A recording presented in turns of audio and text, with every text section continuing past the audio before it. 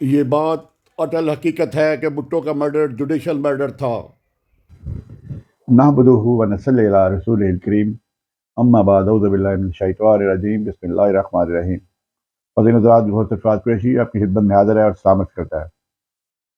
آج میں آپ کو جو تاریخ یعنی کہ ہسٹری کے اسٹوڈنٹ ہیں اور پولیٹیکل سائنس کے اسٹوڈنٹ ہیں ان کو کچھ تاریخی حقائق بتانے جا رہا ہوں۔ ہو سکتا ہے یہ ویڈیو لمبی ہو جائے اور اس کو ہم نے 2 پارٹس پہ کرنا پڑے۔ پالیٹکس کے اسٹوڈنٹ ضرور دیکھیں، لا اسٹوڈنٹ ضرور دیکھیں، ہسٹری کے اسٹوڈنٹ ضرور اس ویڈیو کو دیکھیں۔ بھٹو 71 کے الیکشن میں مغربی پاکستان سے کلین سویپ کر گیا۔ یہ میں بالکل چھوٹا تھا اس وقت تو، لیکن جو بعد میں ہم نے حالات دیکھے، جو بزرگوں سے سنا، جو سیکھا، وہ میں آپ کو بتا رہا ہوں۔ مشرقی پاکستان میں ہوا یہ کہ مجیب الرحمان کلین سویپ کر گیا۔ اس کی وجہ یہ تھی کہ بشانی جو 40-50 سیٹیں لے سکتا تھا وہاں، اس نے الیکشن سے بائیکاٹ کر دیا۔ ادھر کوئی 100 کے قریب سیٹ تھی، ادھر 156 سیٹیں تھیں مشرقی پاکستان میں۔ وہ 155 میں جیت گیا، ایک سیٹ نور الامین صاحب نے جیتی تھی، جس کو بعد میں ذوالفقار علی بھٹو نے نائب صدر لگائی رکھا، اپنا انہوں نے نائب صدر لگایا رکھا بھٹو صاحب نے۔ تو جب مشرقی پاکستان کا اجلاس طلب کیا گیا میں قومی اسمبلی کا 10,000 لایا گیا، تو بھٹو صاحب نے اس وقت کہا کہ خبردار جو وہاں اجلاس میں گیا اس کی ٹانگیں توڑ دوں گا۔ ایک تو مشرقی پاکستان سے ہمارا کوئی سرحد نہیں لگتی تھی، وہ ایک مطلب ایسی تقسیم ہوئی تھی جس کے سر اور پاؤں ہی نہیں تھے۔ انہوں نے جب اس وقت تقسیم ہند ہوئی تھی تو انہوں نے ان کو بتانا چاہیے تھا کہ ہمیں مشرقی پاکستان تھی، ہمیں ادھر سے دوسری طرف سے علاقہ دے دیں۔ اینی ہاؤ مشرقی پاکستان سمندر کے پار بنایا گیا، بہت دور تھا ہم سے، اور وہاں کی زبان مختلف، روایات مختلف، تو بنگالیوں کے ساتھ وہاں جو بزرگان بتاتے ہیں کہ بڑے مظالم بھی ہوئے تھے۔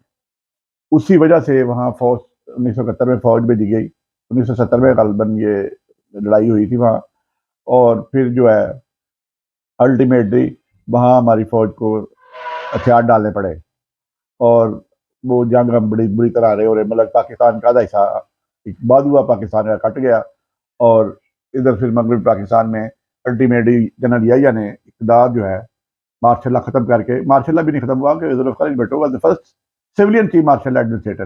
وہ کچھ عرصے کے لیے کہہ رہا، مجبوریاں بھی تھی اس وقت، حالات بھی ایسے تھے کہ آپ کو اس وقت کے حالات میں شاید اس کی ضرورت تھی کہ الگ بھٹو بہت بڑا لیڈر تھا، بڑا ڈیموکریٹک تھا، اور اس سے اپنی پوری کوشش کی کہ اس معاملات کو سیدھا کیا جائے۔ ایون کہ وہ وہاں اقوام متحدہ میں بھی جب یہ کیس چل رہا تھا تو اس نے قرارداد پھاڑ دی تھی، اس نے کہا میرا ملک میں جنگ ہو رہی ہے، میرا ملک جل رہا ہے، اور آپ لوگ ملک جو ہے میں انڈیا لا رہا ہے، ادھر ہم نے قراردادوں کے چکر میں پڑے ہوئے ہیں۔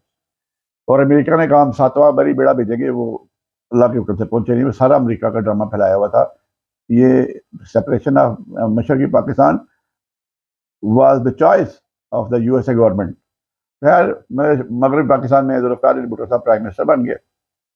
اس کے بعد وہ اپنا انہوں نے تھرڈ ورلڈ بلاک بنایا، انہوں نے تمام مسلمانوں کو اکٹھا کیا، اور اکٹھا کر کے انہوں نے یہ کہا کہ یہ جو ہے ہم یہ مضبوط اس ملک کی جمہوریت کریں گے، اور مشرقی پاکستان کو بھی تسلیم کر دیا ساتھ۔ مشرقی پاکستان میں جو مجیب الرحمان تھا، اس کا بعد میں جو حال ہوا، مشرقی پاکستان والوں نے مارا اس کو، جس برے طریقے سے مارا۔ پاکستان میں ان کی حکومت چلتی رہی تو 97 کے الیکشن آ گئے۔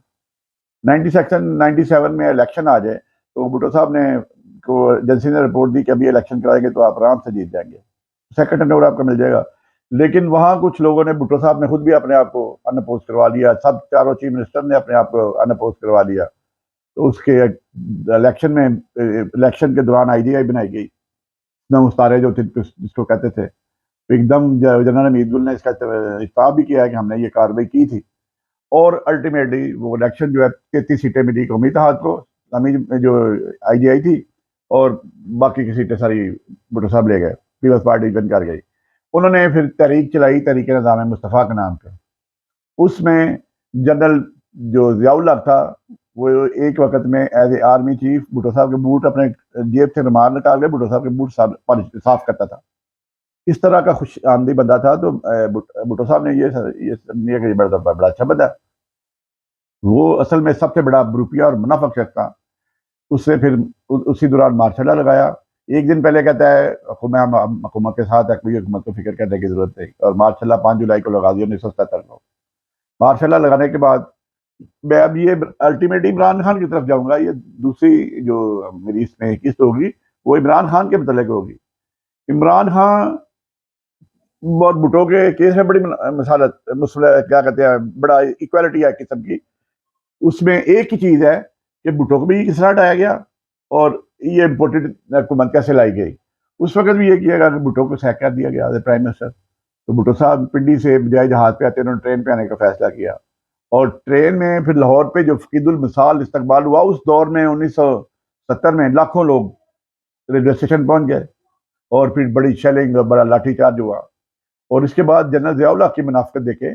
جنرل ضیاء الحق نے یہ کام کیا کہ بھٹو کو گورنر ہاؤس میں صادق خان قریشی کے پاس ٹھہرے ہوئے تھے, وہاں فون کر دیا تو بھٹو نے کہا میں اس سے باسٹرڈ سے I don't want to talk this bastard. لیکن انہوں نے صادق قریشی نے کہا سر میرے لیے بات کر لیا. صادق قریشی اس وقت گورنر تھا اور اس کو ہٹایا نہیں گیا تھا. تو بھٹو نے کہا ضیاء کیا بات ہے. اس نے کہا سر ہمیں بتا دیتے, ہم ادھر آپ نے جانا تھا تو ہم آپ کی سیکورٹی کا بندوبست کرتے ہیں. اتنا بڑا منافقت تھی اس میں. بھٹو نے کہا مجھے کسی کی سیکورٹی کی ضرورت نہیں ہے. الٹیمیٹلی اس نے احمد رضا قصوری کے کیس میں جو کیس بنتا ہی نہیں ہے اور وہ الٹیمیٹلی عدالتی قتل ڈکلیئر ہو چکا ہے. اور جو انوار الحق ہے اس کے متعلق میں کسی دن علیحدہ ایک ویڈیو بناؤں گا. میرا بھی اس سے ٹکراؤ ہوا, پھر میں نے وی آئی پی لانچ میں اس کو کیسے دوڑایا, یہ بھی ایک تحریک کا حصہ ہے. لیکن فی الحال انہوں نے سپریم مشتاق جو جسٹس مولوی مشتاق تھا وہ ویسے خلاف تھا, اسے وہاں بھٹو صاحب نے بائیکاٹ بھی کر دیا. بائیکاٹ کے بعد پھانسی دے دی. پھر سپریم کورٹ میں وہاں یہ جو انوار الحق کا یہ خریدا گیا ہوا تھا, وہ ڈائریکٹ ہاٹ لائن سے بات کرتا تھا, اس سے ضیاء الحق کے اس سے رہتا تھا. خیر, اور یحییٰ بختیار صاحب نے دلائل دیتے ہوئے اتنے لمبے کر دیے کہ 2 ججز جو بھٹو کے حق میں فیصلہ دینے والے تھے وہ ریٹائر ہو گئے. ایک بیمار ہو گیا کہ ریٹائر ہو گئے. تو اس وجہ سے یہ فیصلہ 5-4 کا ہو رہا تھا جو 4-3 میں ہو گیا. اور پھر جسٹس صفدر حسین شاہ جس نے کے خلاف فیصلہ دیا تھا, بھٹو کو بری کیا تھا, اس کے خلاف جو انہوں نے کارروائی کی وہ اس کو پھر بیچارہ افغانستان کے راستے جو ہے وہ باہر اس کو بھاگنے پہ مجبور کیا گیا. تو ضیاء الحق نے اس طرح اس کو تباہ کیا گیا, اس ملک کو تباہ کیا, اس ملک کی بنیادوں کو ہلا دیا اس نے بھٹو جیسے لیڈر کو پھانسی لگا کے. اور اتنا بڑا ڈرامے باز شاید یہ اپنی ہماری تاریخ میں ایسا کوئی کردار ہو. اور پھانسی بھی دلوانے میں بھٹو کو یہی تھا کہ وہاں میرے لیے نکلیں گے. اس وقت لیڈر کسی نے ماشاء اللہ سے ڈرتے ہوئے لوگوں نے کوڑے کھائے, لیکن اب اپنے آپ کو خودسوزیہ کر کے مارے. لیکن ساری عالمی طاقتوں نے بھٹو کو کہا, ضیاء الحق کو کہا چھوڑ دے, ہمیں دے دے, یاسر عرفات تک نے کہا, لیکن اس سے نہیں چھوڑا اور الٹیمیٹلی اسے ہینگ کر دیا, جس کی وجہ سے پیپلز پارٹی آج تک پیپلز پارٹی کا نام زندہ ہے. آج بھی وہ کہتے ہیں بھٹو زندہ. بھٹو کے نام پہ یہ لوٹ مار کر رہے ہیں, سارا کچھ انہوں نے ہر چیز داؤ پہ لگائی ہوئی ہے بھٹو کے نام پہ. کھائی جا رہے ہیں, ان کا پیٹ نہیں بھرتا. تو خاطر آزاد آج ویڈیو ہو گئی لمبی. اب اگلی قسط جو ہے وہ بتاؤں گا کہ کس طرح ضیاء الحق نے اس کو اتارا, اور یہ موجودہ جو آرمی چیف ہے ان کا کیا کلیدی کردار رہا اس کو عمران خان کو, جب انہوں نے کہا کہ ہم نیوٹرل ہے تو جو مرضی کرے عمران خان کے ساتھ.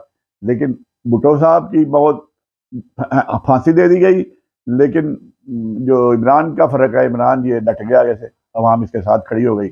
جو غیر مقبول لیڈر تھا وہ اس وقت عالمی شہرت پہ پہنچ چکا ہے. تو اس کا بھی آپ کو نیکسٹ ویڈیو میں اس کے متعلق بتاؤں گا, وہ ان شاء اللہ تعالیٰ کل لگاؤں گا. کیونکہ آج یہ اتنا ہی کافی ہے. آپ کو یہ بتایا کہ بھٹو کے کیسے یہ چینج ہوا رجیم, اور کس طرح بھٹو کو اپنا اقتدار پہ لٹکایا. جوڈیشل مرڈر تھا, اور کس طرح پیپلز پارٹی کے کارکنوں کو کوڑے مارے گئے, پیپلز پارٹی کے کارکنوں کو شاہی قلعے میں رکھا گیا, پیپلز پارٹی کے کارکنوں نے خود سوزیاں کی, لیکن ضیاء الحق پہ کوئی جو نہیں رنگی.